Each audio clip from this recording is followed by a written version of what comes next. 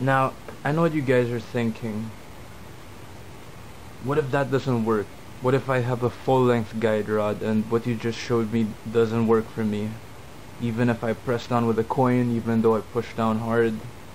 Well, here's another tip of how to disassemble the 1911 A2 without any tools.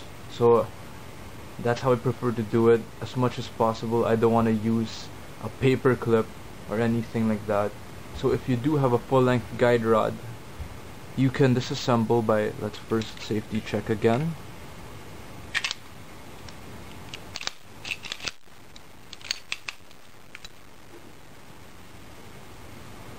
Alright, safety check.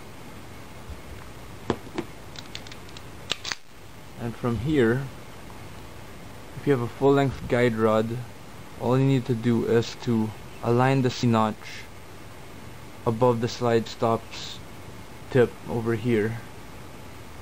So we push that back over there, and then we push from the other side. We push this pin, which is gonna push out the slide stop. So we line it up there, and we push that out. Now I can even hold this, and I got that out. So from here, your slide will just come out. Now be careful because the springs are under tension, and that's gonna pop right out. So there you go, you got it out, and oh my goodness, as you just saw, that recoil spring just burst out like crazy. So since I do not have a full-length guide rod, as you can see, the spring bends a bit, and one of my friends, Tom Huang, well, now you're on YouTube, man, he kind of showed me this, or he made me realize this quickly when I tried disassembling using that method. And if you have a full-length guide rod, it's perfectly fine. In fact, I think that's the only way how to disassemble it. But if you do not have a full-length guide rod, I do not advise you disassemble it that way, because your recoil spring will bend, and for me that's no good. And then reassembly would be the same. It's a little harder when you got that, when with your full-length guide rod, you just take out your bushing again, you take out your barrel, your recoil spring plug too, and you might not even have that. Reassembly would be similar in reverse order. We put the barrel in, put that link up, we would put back the bushing in. So from the right, we lock it to the left, and then with a full-length guide rod, we would have a different reverse plug. I think it would go in here, but since I do not have the full-length guide rod, I'm gonna put this one in here. I'm gonna lock it. And now, since I do not have a reverse full-length guide rod, this is gonna be very challenging since I'm not designed to do it this way. But for the sake of demonstration for you guys, I'm gonna do it. I'm gonna push the spring all the way back. Pardon if my dexterity isn't as good. So I lock it there. I lock it there below the link. That spring is under a lot of tension, believe me. So I put it in the frame, line that up, keep pushing it in, and then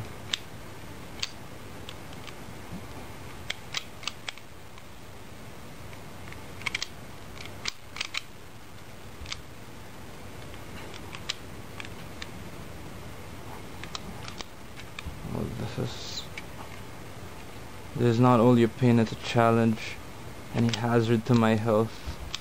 But for the sake of demonstration, let's do this. There you go.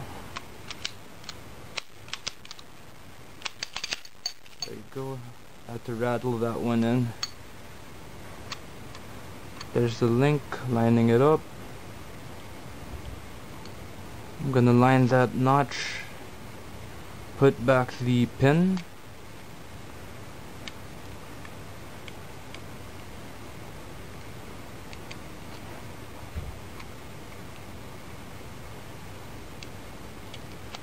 there we go. Oops, it's in. Well, that was real time with no edit, so pardon the extreme challenge which I just went through, but it's working fine. Function check, save, trigger pull back, trigger resets, trigger fires, safety works, safety doesn't fire, grip safety works. Alright, so as you see, I would not advise doing it that method if you did not have a full-length guide rod. If you did have a full-length guide rod, do it using that method where you do not push down in the front anymore. Alright, now if you want to know how to disassemble the 1911 or 1911 A2, the high capacity frame, even further, that's called a detail strip, and I suggest you take a look at this amazing video that Brent Nowell put up.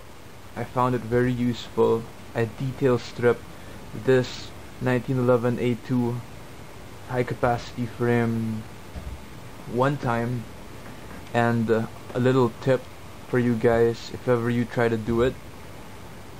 The biggest challenge which I went through was in the reassembly of the ambidextrous safety.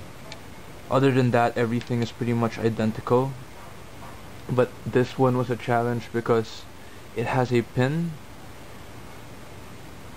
and it has a slit wherein the ambidextrous, the right side safety, has a disc which rotates under it, so you're gonna have to do a lot of alignment of this, of the safety on both sides and the safety going under the pin, the pin slit you could say, and aligning that. So that pretty much stumped me for a bit, but once I got through it, it was all good.